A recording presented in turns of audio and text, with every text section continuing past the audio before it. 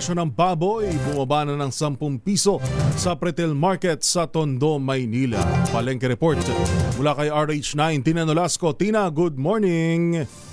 Maulang umaga, Yuel, bumaba nga ng 10 pesos ang presyo ng karne ng baboy dito sa retail market sa Tondo, Maynila.